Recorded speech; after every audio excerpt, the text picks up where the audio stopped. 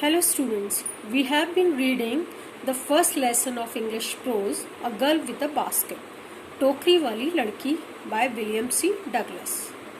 Today we are going to read the third paragraph of this lesson that starts from the root ले से लेकर over drab walls तक. The root ले से लेकर over drab walls तक. तो चलिए शुरू करते हैं. So let's start. The route lay through one of the richest of India's agricultural areas. जो ये रास्ता था, जिस रास्ते से राइटर जा रहा था, वो इंडिया के वन ऑफ द रिचेस्ट का मतलब होता है यहाँ पर उपजाऊ से है. वैसे रिचेस्ट का मतलब धनी से होता है, लेकिन यहाँ पर इसका मतलब उपजाऊ से है. One of the richest of India's agricultural areas. जो ये जिस रास्ते से मैं जा रहा था वो भारत के सबसे अधिक उपजाऊ कृषि क्षेत्र में से एक था. एग्रीकल्चर का मतलब होता है कृषि. This was the plain of the upper Ganga river. यह ऊपरी गंगा नदी का एक मैदानी भाग था. 1000 feet above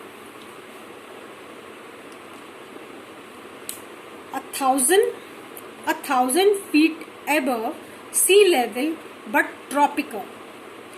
जो कि सी लेवल यानी कि समुद्री स्तर से 1000 फीट की ऊंचाई पर था. बट ट्रॉपिकल, लेकिन ट्रॉपिकल यानी कि उष्णकटिबंधीय था. ट्रॉपिकल एरिया उसको कहते हैं जो ट्रॉपिक ऑफ कैंसर और ट्रॉपिक ऑफ कैप्रिकॉर्न.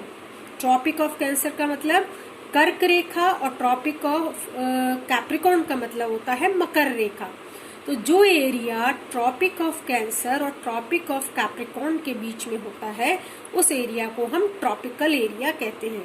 ये जो ट्रॉपिकल एरिया होता है यहाँ पर बहुत गर्मी भी पड़ती है और बहुत बारिश भी यहाँ पर होती है, यानी कि दोनों चीजें एक्सेस में होती हैं. तो उस जगह को हम क्या कहते हैं? Tropical.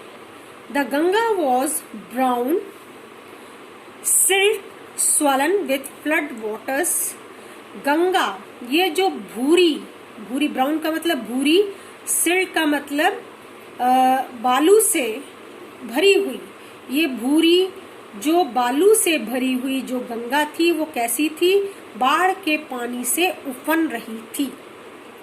It's overflow inundating thousands of acres of rice.